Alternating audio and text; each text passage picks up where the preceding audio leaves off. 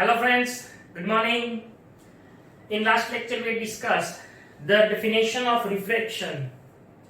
We had start the second phase of the chapter, that is refraction. We had discussed that when the light ray enters from one transparent medium to another, it deviates from its actual direction, and this phenomena is known as refraction. Now today we have to discuss the new topic and very interesting topic, that is refraction through a rectangular glass slab. So let's start a new topic, that is refraction through a rectangular glass slab.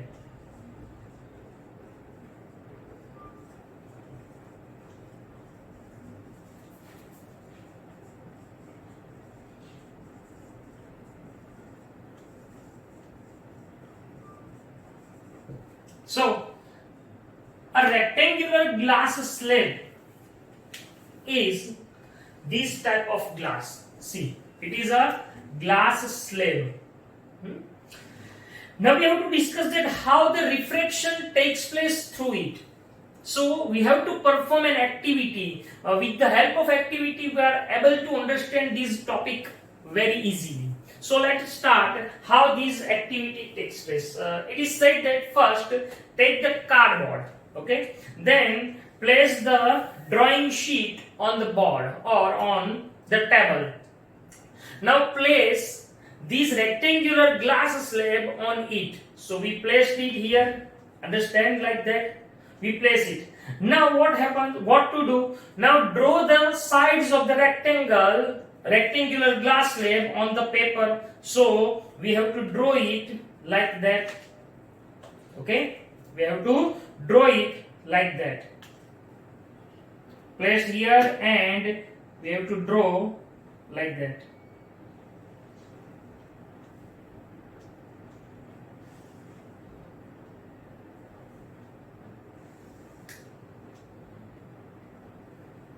And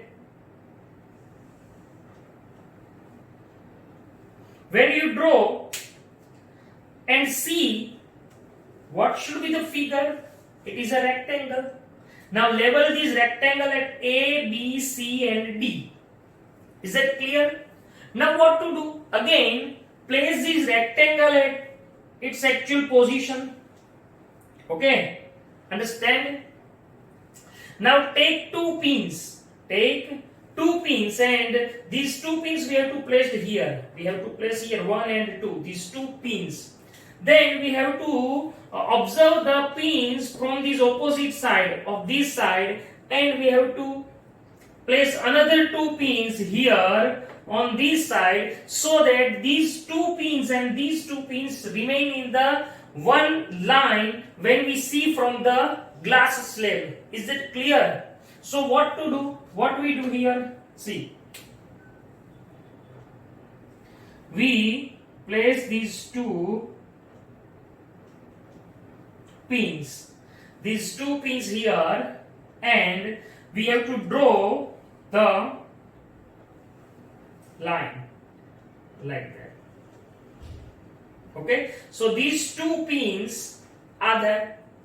Okay, we label these sides A, B, C and D. Is that clear? Okay. Now when we place another two pins, when we see from this side CD, we got these two pins here. We got these two pins here.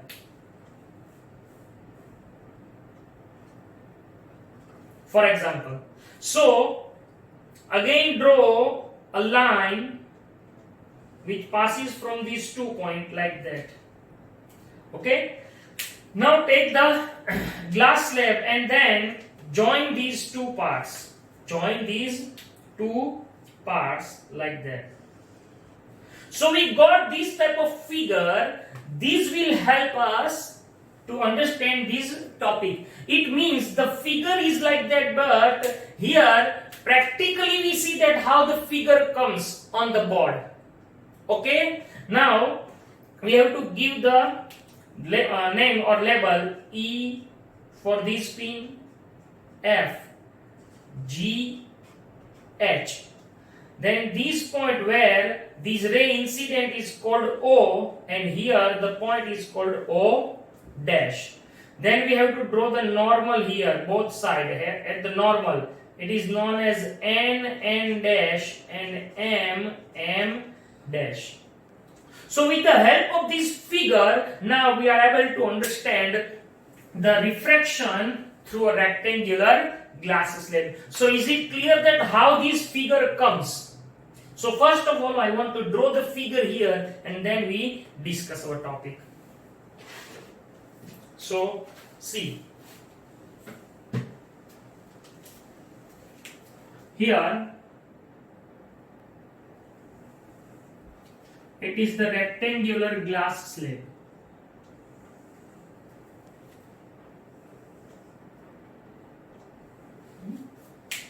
We label these glass slabs angles A, B, C and D.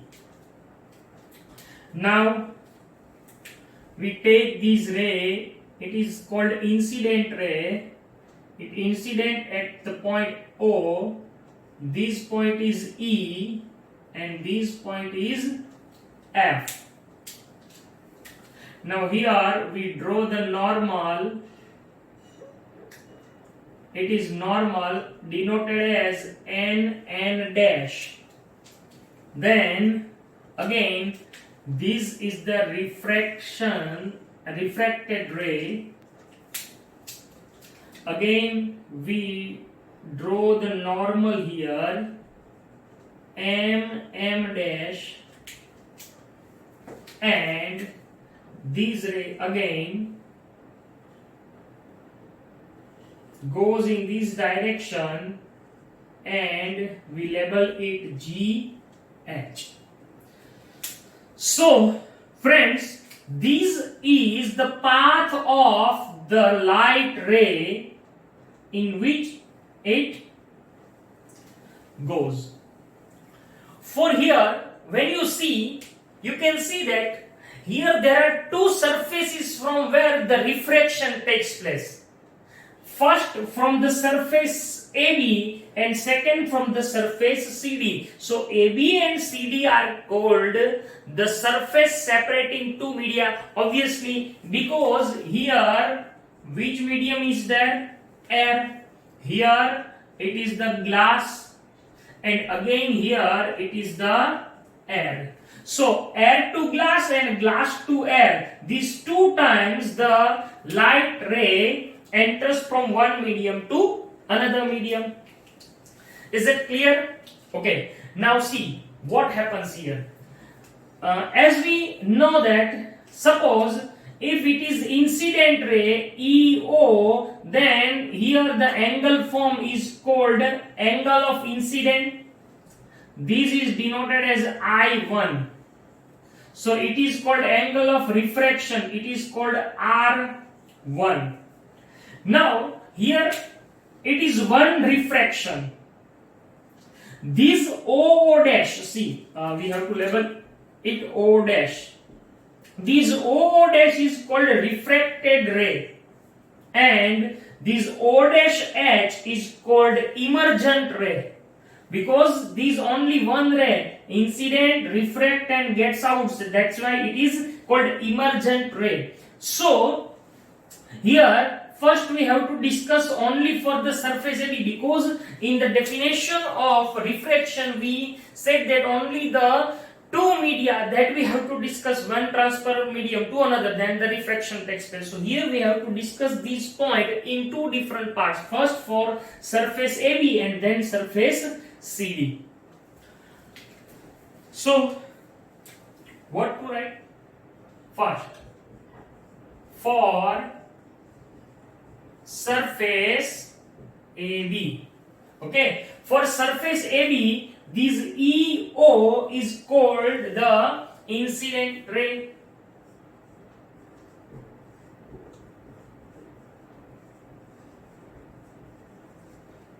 Okay. Then OO dash is called refracted ray. It is called refracted ray. second thing, I1 is called angle of incident and R1 is called angle of refraction. Is that clear? Okay. Now, second point. Second point, that for surface CD,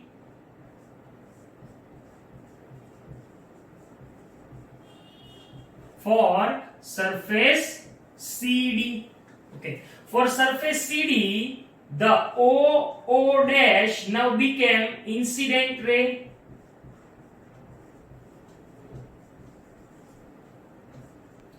O dash H, this O dash H is called emergent ray.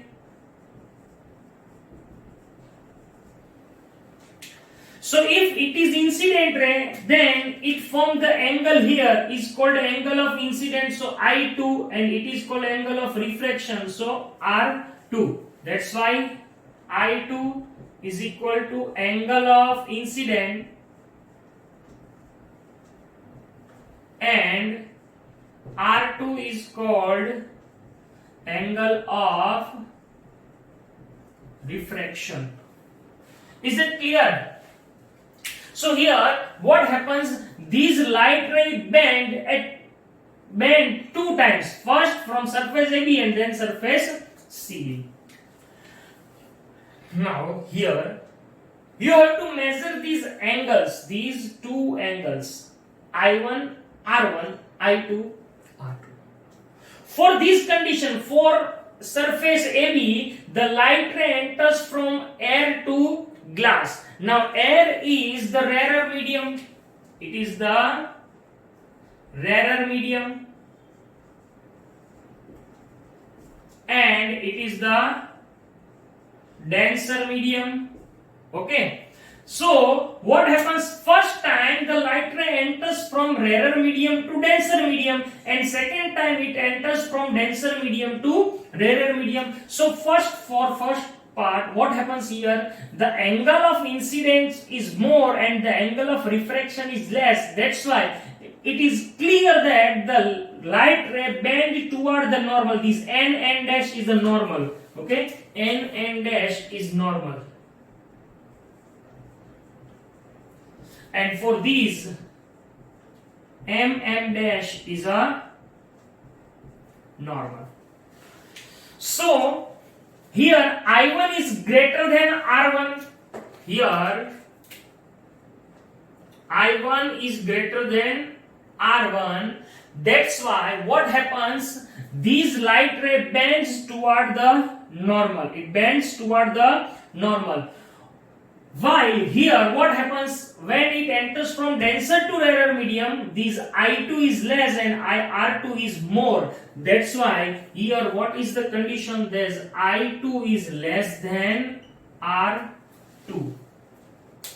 Understand this? That's why it is said that the refracted ray bent toward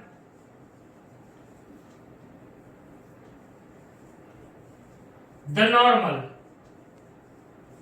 While it is said that, see what happens here, this emergent ray goes away from normal. So the emergent ray goes away from normal.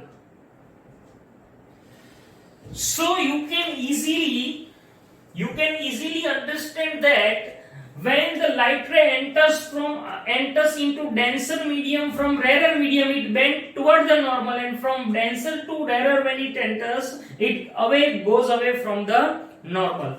When you measure these angles, these I1 and R2 are equal. I1 and R2 are equal. Actually, it is not called angle of refraction. See, this is the emergent ray, so it is one type of refraction, but here you have to write that it is the emergent. Angle of emergent. Okay? So, here we can conclude that I1 is equals to R2. It is I1 is angle of incident and R2 is angle of emergent. So we said that the angle of incident and the angle of emergent are same. So that it is said that if you imagine that if there isn't any glass we placed here, so that what happens, the light ray goes in this direction maybe. Is that clear? It goes in this direction. So that due to the refraction, this is incident ray and this is emergent ray. So the displacement between incident ray and emergent ray takes place. See, this is the displacement. This is the displacement O dash P. Okay, here we said L. So the displacement between incident ray and emergent ray takes place, and this displacement is called lateral shift. It is called the lateral shift. So that what happens, the light ray when travel from rarer to denser, it bends toward the normal, and denser to rarer, it goes away from the normal. The direction of incident ray and direction of emergent ray are equal, same, or the angle of incident and angle of emergent also same. But due to the refraction, the displacement between incident and emergent takes place. This displacement is called a lateral shift. Okay, so what is called lateral shift?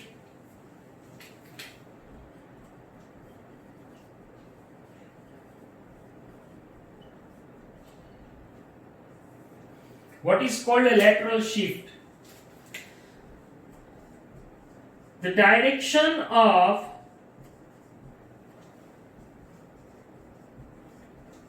incident ray and emergent ray are same, as well as angle of incident and angle of emergent are also same, but due to the refraction of light, the displacement is seen between incident ray and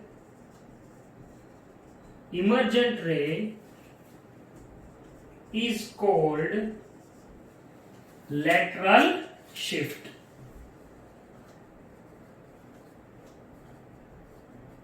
Okay? Now this lateral shift depends upon the perpendicular distance between two surface separating two media. I repeat, this may be asked as a question, that this lateral shift depends upon this perpendicular distance between these two surfaces separating two media. Means, for this example, the distance is that's why we got the lateral shift this. But if this distance is more, then the lateral shift is more, and if this distance is less, then the lateral shift is less. That's why this lateral shift depends upon the perpendicular distance between two refracting surface is. Second, angle of incidence also, because in last lecture we discussed that if we incident these light ray at normal means 90 degree, then no refraction takes place, so no lateral shift in, maybe no lateral shift form. So the second thing, angle of incident, and third, the pair of medium. The pair of medium. That's why you have to write that the lateral shift depends upon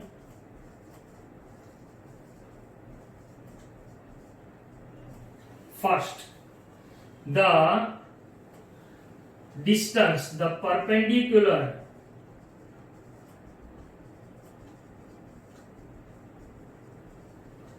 distance between two surface separating two media. Second, angle of incident, and third, the pair of media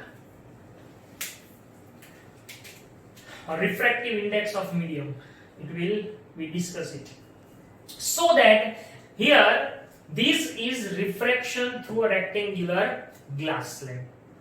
Second thing, we have to discuss the laws of refraction. Okay, so here we discuss the laws of refraction.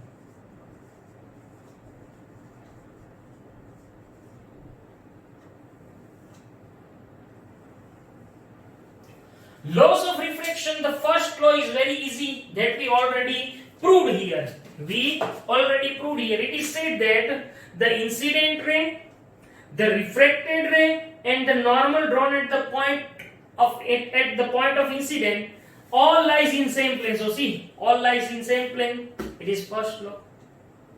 Yeah. So we write the first law. That what is the first law?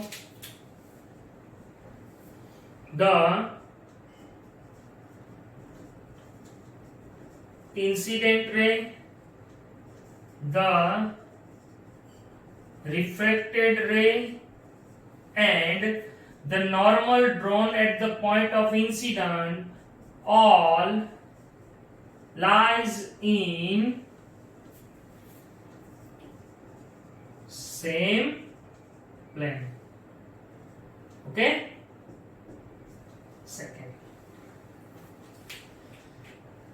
Second point, it is said that